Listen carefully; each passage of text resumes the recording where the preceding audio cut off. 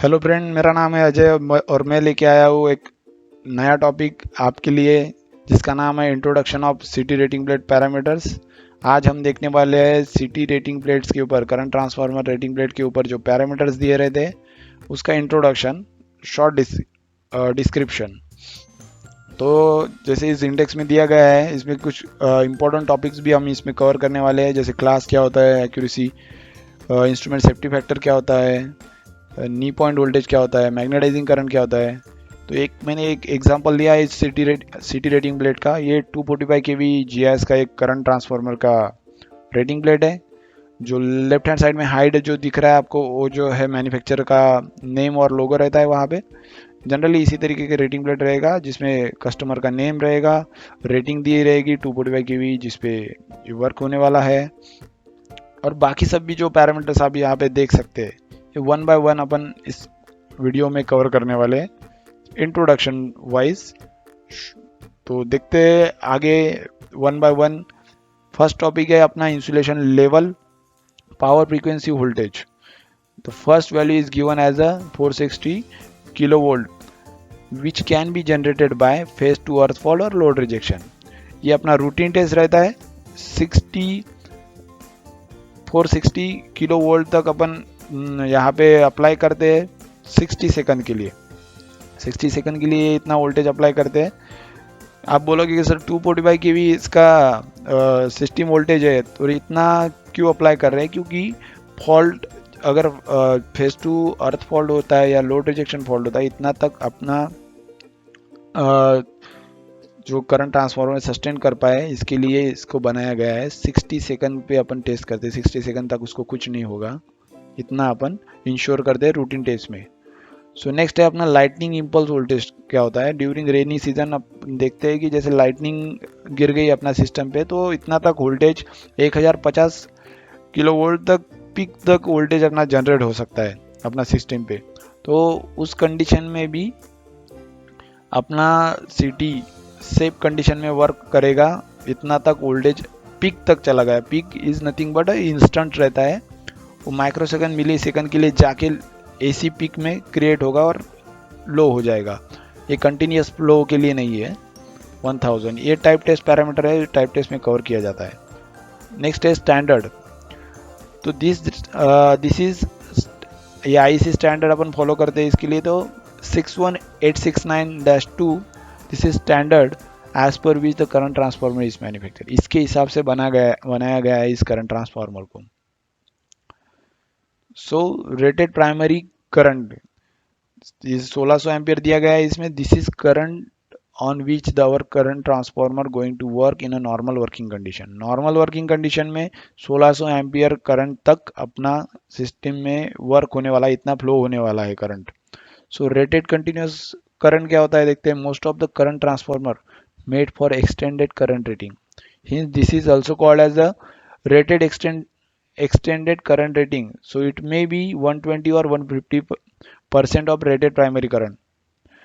For this particular city, this is given as a 120% of primary current. तो इस current transformer में current continue rated continuous current भी एक term होता है। किसी किसी को एक्सटेंडेड करंट पे भी दिया जाता है। एक्सटेंडेड करंट रेटिंग भी कोई कोई करंट में दिया रहता है, वो जनरली रहता है 120% और 150%। इसका मतलब है 120% करंट भी आपका कंटिन्यूसली फ्लो हुआ आपके सिस्टम में से, तो अपना सिटी प्रॉपरली वर्क करेगा। इसका कैलकुलेशन सिंपल है। रेटेड कंटिन्यूस इक्वल्स टू अभी रेटेड प्राइमरी का 120%, वो 1920 ampere current can be flow continuously through this city. जो एग्जाम्पल मैंने लिया है उसमें से उसके लिए ये पैरामीटर है। तो इतना तक करंट भी फ्लो हो सकता है अपने सिटी में से। सो नेक्स्ट है short time current rating. This is the current transformer design for 50 kilo ampere short circuit current. It means that 50 kilo ampere short circuit current can be flow through the city for 3 seconds. This current can sustain 50 kilo ampere current for 3 seconds. Short circuit current अगर flow होता है, कुछ fault create होता है, तो 3 second तक अपना system में से 50,000 तक करंट फ्लो हुआ, एम्पियर करंट फ्लो हुआ 3 सेकंड तक, तो अपना सिस्टम को कुछ नहीं हुआ, 3 सेकंड तक कुछ नहीं होगा, सीडी सेकेंडरी सेफ रहेगा। आयोडायनेमिक करंट क्या होता है? As per IC, I dynamic current always 2.5 times of rated short time withstand current. Rated short time withstand current अपन अभी देखा है, जिसको अपन शॉर्ट सर्किट करंट कहते हैं, उसका 2.5 टाइम्स ऑफ आयोडायनेमिक रहता है। आप बोलोगे कि इसमें आपने पहले ही मेंशन कर दिया 3 सेकंड तक तो शॉर्ट सर्किट करंट है, तो ये कितना रहेगा, इसका टाइम ड्यूरेशन क्या रहेगा? इसका टाइम ड्यूरेशन नहीं रहता है, ये एक पीक वैल्यू है।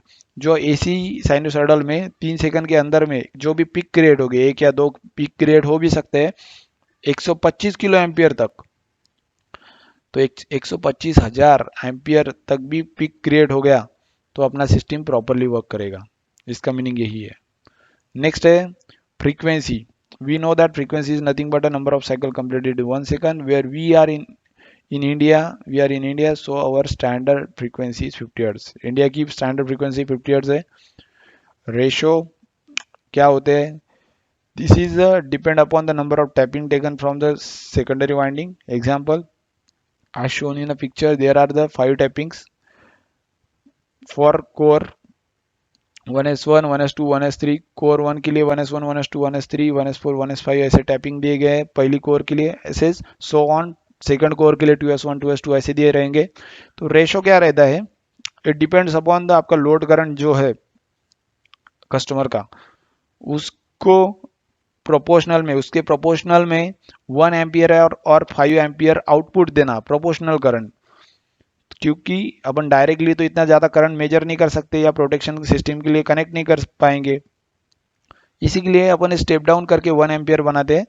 तो आप बोलोगे कि इतना सारा टैपिंग देने की क्या ज़रूरत थी? तो इतना सारा टैपिंग का पर्पज़ यही है कि कस्टमर का लोड जो डिमांड है वो चेंज वेरी होता रहता है। आज समझो उसके पास 500 एम्पियर ही करंट रिक्वायर्ड है, उसको आउटपुट जो चल रहा है, मतलब लोड करंट जो है वो अब 500 एम्पियर ही यूज़ कर रहा है, लेकिन फ्यूचर में वो एक्सटेंड होने वाला है, तो उसके लिए वो पूरा सिटी तो रिप्लेस नहीं करेगा। अभी उसको जब 600 तक करंट एम्पियर चाहिए रेटिंग, तो 1s1 एंड 1s2 जो टर्मिनल्स है सेकेंडरी के, उसको कनेक्ट करना पड़ेगा for 600 ampere. Similarly we are connected और connection against 1s1 and 1s5, then we will get 1600/1 का जो रेशो है वो, when we use similarly 1s1 and 1s4 we will get 1200 का रेशो मिलेगा अपने को। सिंपल है जो मैंने अभी कहा है। अपने को सबसे ज़्यादा रेटिंग वाला चाहिए, 1600 वाला चाहिए, तो 1s1 और 1s5 के बीच में अपने को कनेक्शन करना पड़ेगा सेकेंडरी का। अगर आपका करंट उतना तक है उसके हिसाब से आपको सेकेंडरी कनेक्शन चेंज करना पड़ेगा। ओके, नेक्स्ट है अपना रेटेड कंटिन्यूस थर्मल करंट। क्या होता है? The value of the current which can be permitted to flow continuously in primary winding, the secondary winding being connected to rated burden without the temperature rise exceeding the value specified। एक जो अपना temperature rise की एक value दी गई है वो exceed ना करते हुए, अगर आप इतना तक जो करंट फ्लो कर रहे, जो वैल्यू आपको दिया गया है, ये भी जनरली 120 और 150% रहता है अपना रेटेड प्राइमरी का, उतना आप कंटिन्यूसली फ्लो कर सकते हैं। उसका जो थर्मल टेम्परेचर राइज है वो एक्सीड नहीं करेगा स्पेसिफाइड वैल्यूज के। एक वैल्यू दिया है उतना तक वो अलो करेगा, बट बर्डन रेटेड बर्डन पे कनेक्ट होना चाहिए, जो भी आपका सेकेंडरी में कनेक्ट है बर्डन वो। देन एक्यूरेसी क्लासेस क्या होते हैं? एक्यूरेसी क्लासेस दो तरीके के हैं, प्रोटेक्शन और मीटरिंग। आपको पता है सिटी का भी पर्पस और वही है, दो पर्पस रहते हैं, दो एप्लीकेशन रहते हैं, प्रोटेक्शन और मीटरिंग। तो प्रोटेक्शन के लिए पीएसआर और पीएक्स जिसे कहा जाता है डिफरेंशियल प्रोटेक्शन क्लास के लिए, डिफरेंशियल प्रोटेक्शन के लिए ये दो क्लास यूज करते हैं अपन, पीएस और पीएक्स। 5P और 10P ओवर करंट प्रोटेक्शन के लिए ये क्लास है, क्लास के नाम है। In this class 5P means the percentage of composite error, 5% इसका मतलब कंपोजिट एरर है, ये 5P का मीनिंग है। मीटरिंग का भी सिमिलरली 0.2s, 0.2, 0.5s एंड 0.5। अभी ये भी यही है कि इसका जो एरर है, एरर इंडिकेट करता है 0.2 मीन्स लेस देन 0.2% इसका एरर रहेगा। जो मीटरिंग का जो एरर दिखा रहा है, ये मीटर में जो रीडिंग शो करेगा, इसमें इतना कम एरर रहेगा, इतना एक्यूरेसी रहेगा मीटर का। तो 0.2s और 0.2 में क्या फ़र्क है, इसके लिए भी मैं एक वीडियो बना दूंगा, लेकिन सिंपली समझ लीजिए आप कि 0.2 से बेटर 0.2s है, क्योंकि 0.2 में जो रेंज है लोड करंट का अपना, वो 100 एंड 120% ही रहता है, और 0.2s के लिए 20% से 100% तक जो लोड करंट वेरी हुआ आपका, फिर भी आपको एक्यूरेसी देता है वो इतना ही। ओके, देन बर्डन है। बर्डन क्या होता है? Burden is nothing but load connected at secondary side of CT. Example meter connected और जैसे रिले वगैरह कनेक्ट जो रहते हैं, उसे कहते हैं अपन बर्डन। सिंपल है। नेक्स्ट है, ये काफी इंपॉर्टेंट टॉपिक है, ISF and ALF, instrument safety factor और instrument security factor, which is applicable for metering class। ये metering class के लिए applicable है। In some cases it can happen due to short circuit, primary current goes high up to 5 to 10 times more than the rated primary current। ऐसा हो सकता है short circuit के हुआ तो 5 या 10 गुना आपका करंट बढ़ सकता है, टाइम्स 5 to 10 टाइम्स बढ़ सकता है आपका primary current. In that case, instrument connected across the metering core may get damaged. So manufacturer provides ISF और over rating plate it's gives less than 5%। इसका मीनिंग यही होता है कि 5 टाइम्स 5 गुना करंट अगर फ्लो हो रहा है अपना सिस्टम में से, तो भी आपका सीटी प्रॉपरली वर्क करेगा, आपका जो इंस्ट्रूमेंट कनेक्ट है वो प्रॉपरली वर्क करेगा। ये रिगार्डिंग टू मीटरिंग क्लास है ISF. But instrument connected across secondary remains in a safe condition. Instrument जो भी कनेक्टेड सेकेंडरी के अक्रॉस में, वो सेफली वर्क करेगा, सेफ रहेगा। ये है instrument safety factor. Then ALF क्या होता है? ALF stand for accuracy limit factor. It is defined as the primary current assign by the manufacturer up to which the composite error remains in a limit. ALF regarding to protection class रहता है, और manufacturer up to is the composite error इतना तक। ALF का value आपको दिया है 5P20 5P10, तो इसमें से जो 10 और 20 है जो वैल्यूज है, वो है आपका ALF। तो ALF 10 टाइम्स अगर आपका प्राइमरी करंट फ्लो हुआ, तो प्रोटेक्शन कोर के बारे में चल रहा है ये सब कुछ, तो भी आपका कंपोजिट एरर जो है वो विद इन द लिमिट रहेगा। लिमिट कितना है? 5P। जो आगे का 5P है वो क्या शोज कर रहा है कि 5% से भी कम आपका एरर रहेगा। कब? जब 10 और 20 गुना टाइम्स प्राइमरी करंट फ्लो हो रहा है आपका सिस्टम में से। The rated primary current up to 10 times 20 times, but composite error remains in within limit। तो composite error लिमिट में रहेगा। कंपोजिट एरर भी आपको मैं एक्सप्लेन करूंगा नेक्स्ट वीडियो में, एक्यूरेसी क्लासेस एक्सप्लेन करूंगा, सैचुरेशन क्या होता है। नेक्स्ट देखते हैं नी पॉइंट वोल्टेज क्या है। This is the voltage applied across secondary winding when all other windings are open circuited, which increase by the 10% cause a 50% of exciting current।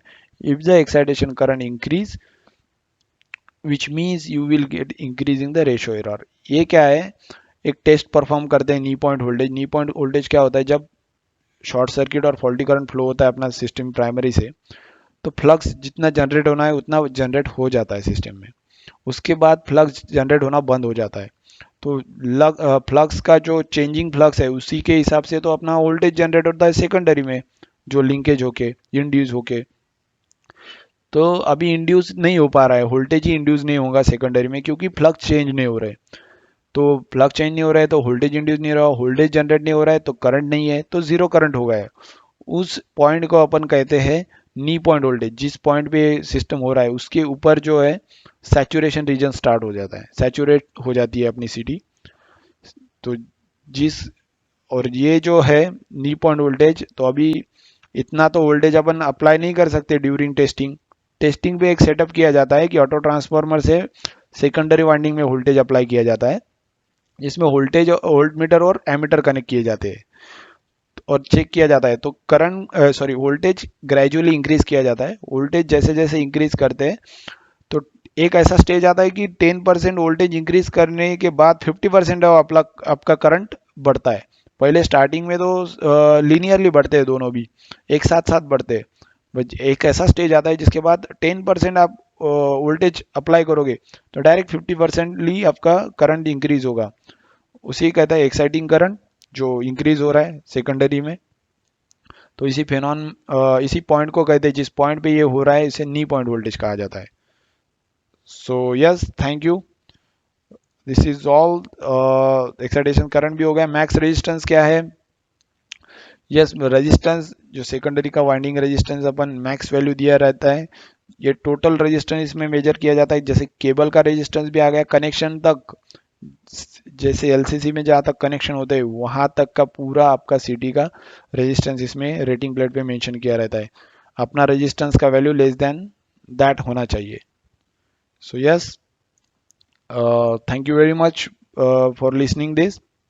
मैं और भी छोटे छोटे वीडियोस लाने वाला हूँ, जैसे saturation, accuracy limit factor, instrument safety factor पे, नी पॉइंट वोल्टेज पे, और बाकी जैसे डिमांड तो चल रही है एलसीसी पे, तो आप अपने चैनल को सब्सक्राइब कर लीजिए। और yes, thank you very much for watching and bye bye.